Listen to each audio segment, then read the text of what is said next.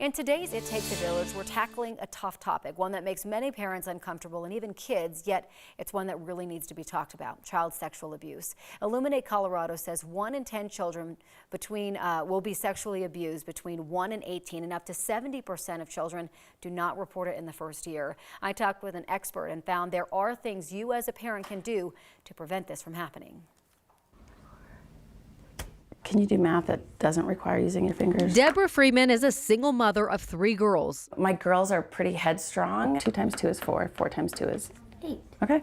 From a young age, she has had tough conversations. When my kids were in preschool, the preschool brought in a parent educator and learned that to just prevent sexual assault, just calling body parts by their real names made a huge difference. We know that using anatomically correct language is a protective factor. It protects children against child sexual abuse. Ann Ald is the director of communications with Illuminate Colorado.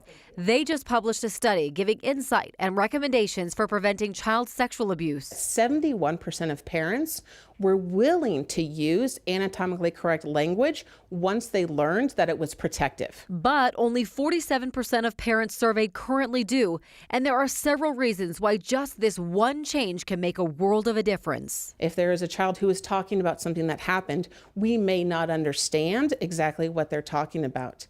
And there's also this piece around, this is my knee, this is my elbow. If I'm using other words instead of knee and elbow, why? Is there something shameful about those body parts? So having these conversations about prevention is so important, because there are things that we can do, like using anatomically correct language, which feels uncomfortable at first, but the more times you say penis and vagina, the less interesting those words become, just like knee and elbow do. If we can get used to saying those words, if we can overcome some of our fears and our, oh, this just feels weird feelings, we are enabling generations after us to have less risk in their lives around abuse.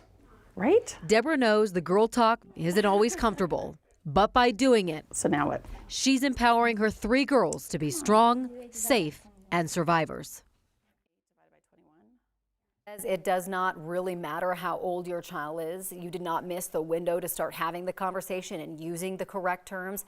This is really an important time of year to have these conversations, as many families are getting together with distant relatives. 90% of child sexual abuse victims and their families know and trust their abuser. 40% are abused by another youth. If you are concerned that a child is experiencing sexual abuse, call 844-CO4-KIDS. It's a hotline. It's open 24/7. We have a link to this survey, which also has information on training, conversation starters, and even resources for victims on our website and our It Takes a Village Facebook page.